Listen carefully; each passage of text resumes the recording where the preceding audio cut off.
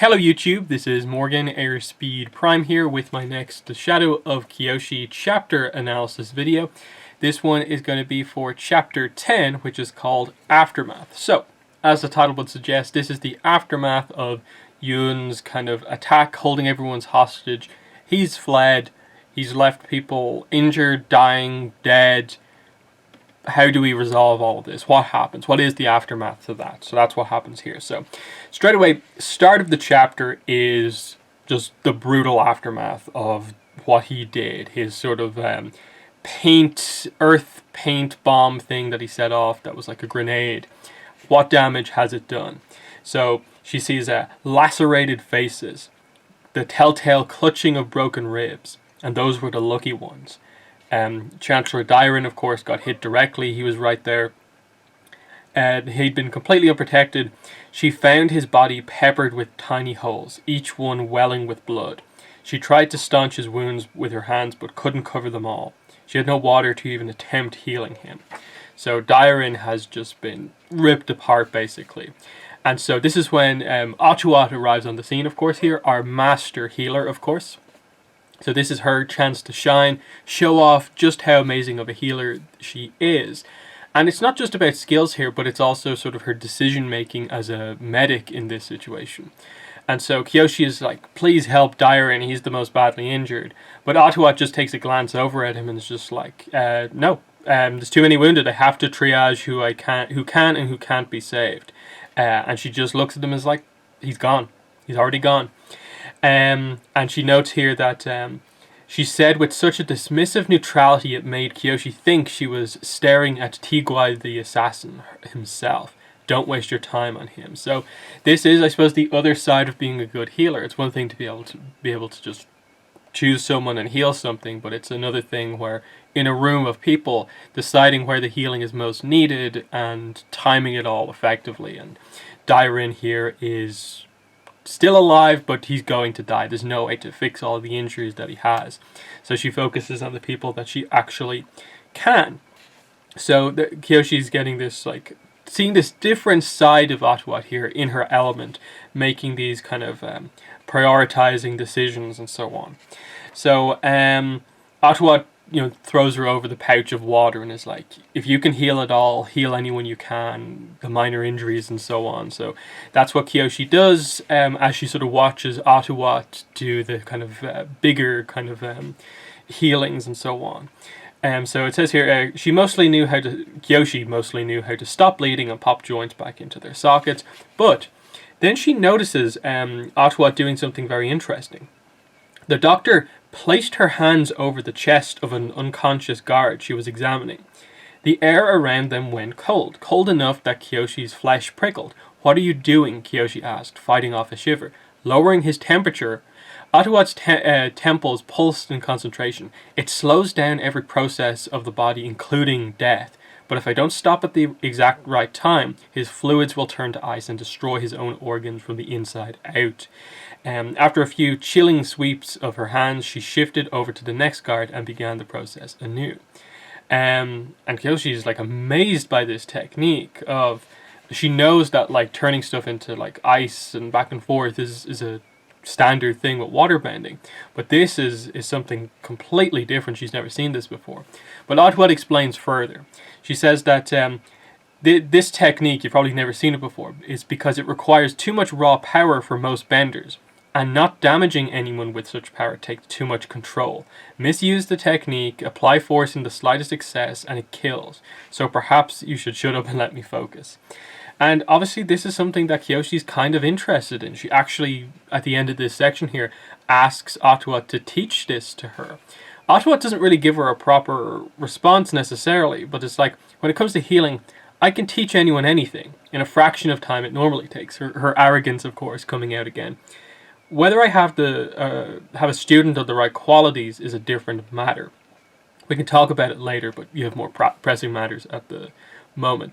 So I think that's really cool. Another waterbending technique that is more focused on healing without actually being healing. It's a use of just standard waterbending to assist with healing. Of if you can't like immediately operate on someone straight away, cool them down, slow down all of the processes to give them more time to be got to by other people.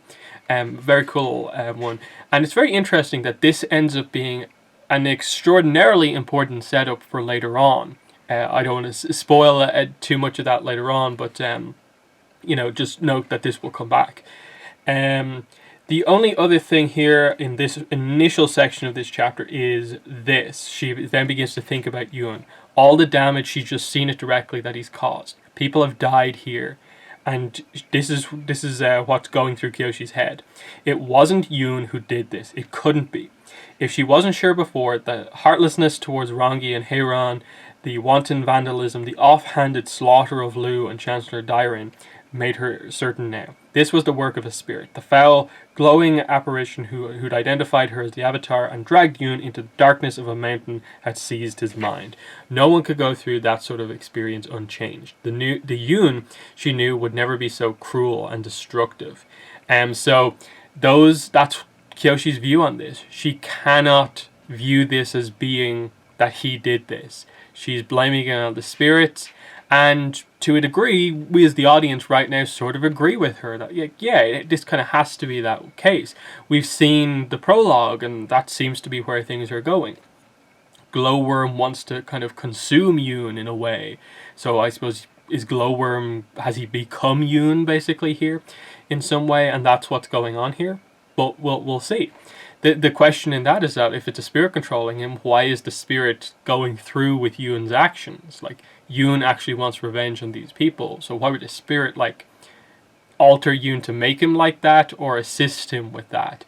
So it's very much the sort of, the lies we tell ourselves type thing here for Kyoshi. That it's going to take her a while to realize that this is him. That spirits, yes, they can affect humans, but not in this way, not to this degree, but it'll take time for her to learn that, basically. But anyway, after that, she goes to see the Fire Lord to see what his thoughts on the situation are, and immediately, so he has to react to the idea that, he thought Yun was dead. Kyoshi and Rangi before didn't tell him that Yun was actually still alive. So he's shocked by that in the first place, and he's kind of just angry about the fact that he was lied to about this. Kyoshi has to reveal that he's attacking the people who wronged him, the people who made him believe he was the Avatar. So Liu Beifong, Heiran, and everyone else who basically led him to believe that. And Zoryu asks, how many are dead? Liu, Chancellor Dairin, 2 guards, possibly more, depending if they make it through the night. So Yun has killed 4 people for sure. And then a couple of people may or may not die, depending, I suppose, of if Atuat's sort of waterbending cooling down technique can give them enough time to get the surgery or whatever like that they need.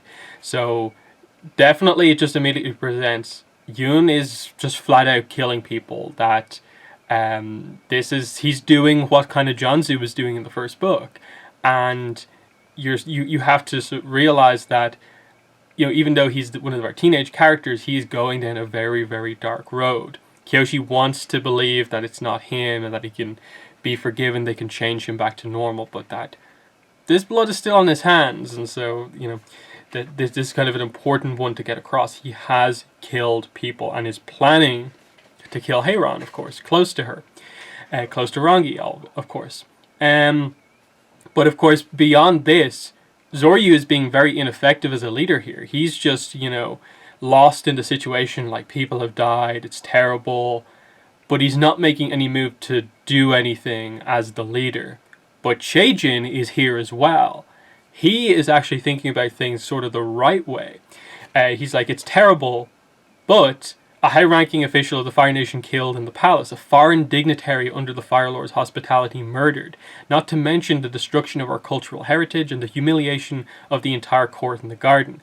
The disgraces to our country keep mounting. I can't imagine what would happen if the intruder had successfully assassinated the headmistress of the Royal Academy.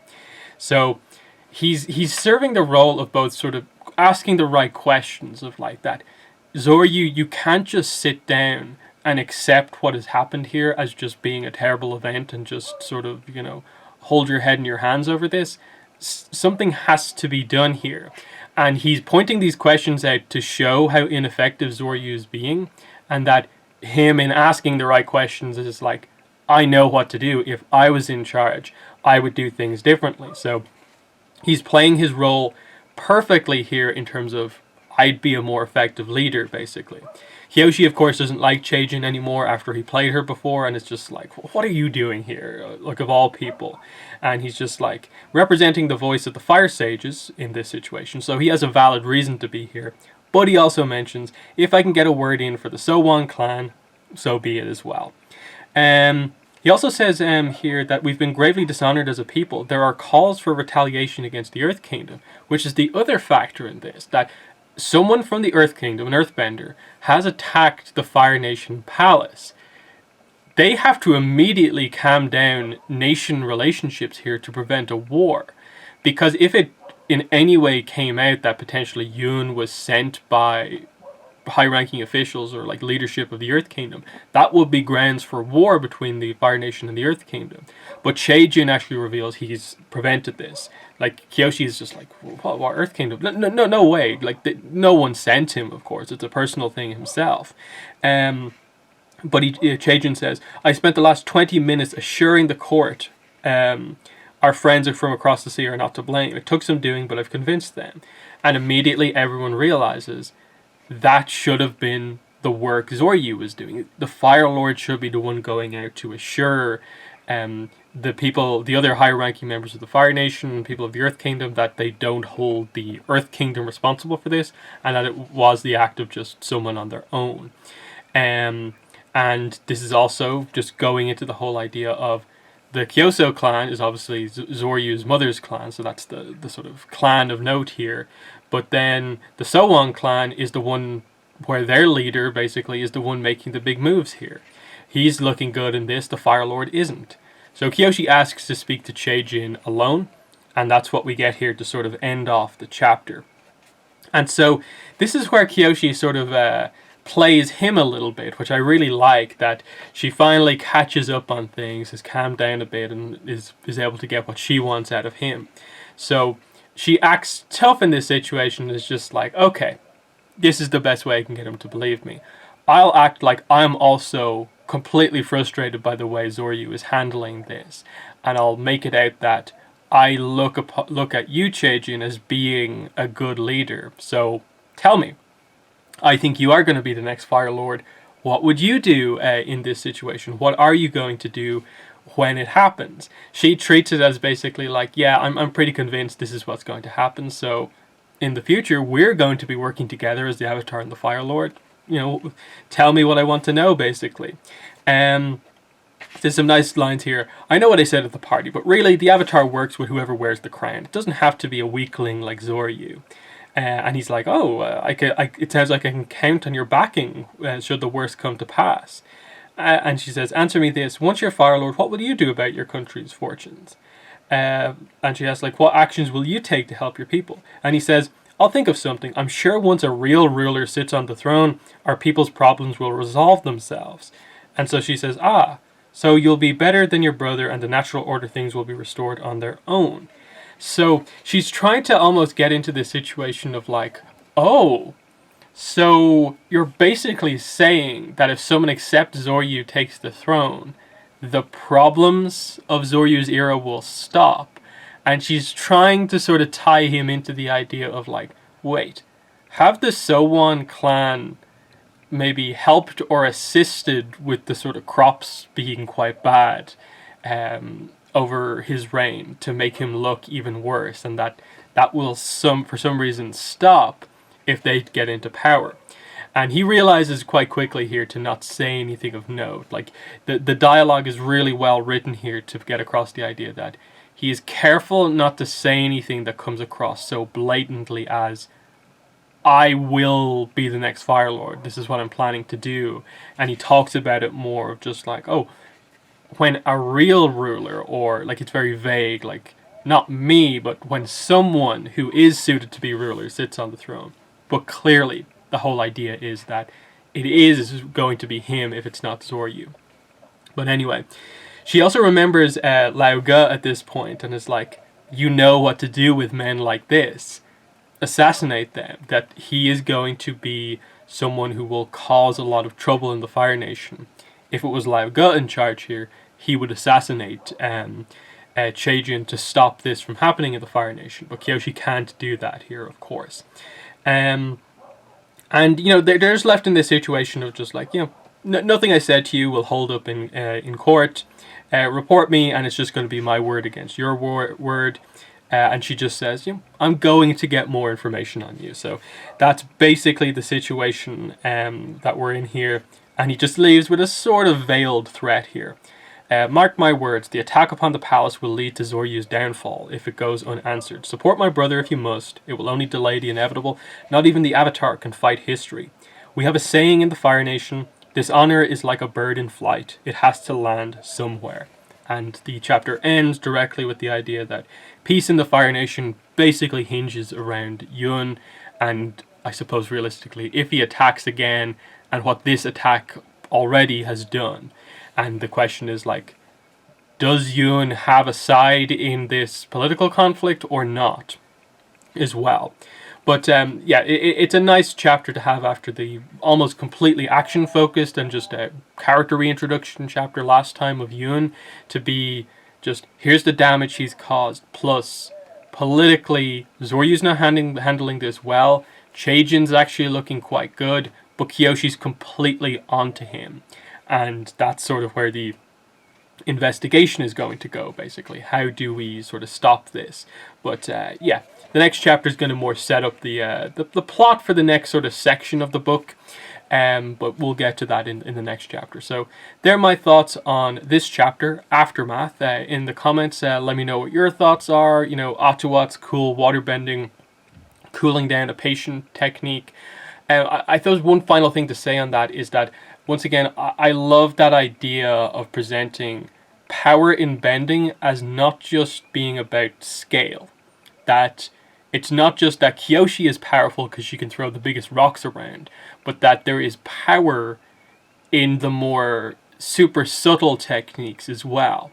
That is the sort of power of metal bending, basically, of someone who is extremely powerful as an earthbender can apply that power to even a small amount of earth impurity that is present in metal, allowing them to bend metal. And it's the sort of same idea here that they're saying of like, you know, a waterbender can bend, and a waterbender should be able to bend like a small bit of water. But on such a small scale, targeting the water like within someone's body to cool it down, you have to have a certain power level to even target that effectively enough, and then to be able to have the control dealing with such small amounts of water. That requires power as well. So I just love that sense of mastery of your elements, not just from raw scale of ability, but also in terms of just sheer control. I really, really like that quite a bit. Just the different things, because like I think that was the whole point about stuff like glass bending and so on that we've seen, of like Kyoshi can bend glass because she is such a powerhouse. Your typical earthbender probably can't, and they probably shatter it very easily because they don't have the sort of power level to, one, target it, and then target it and control it effectively. So that's pretty good. But yeah, that's the end of the video. Thanks for watching, and bye.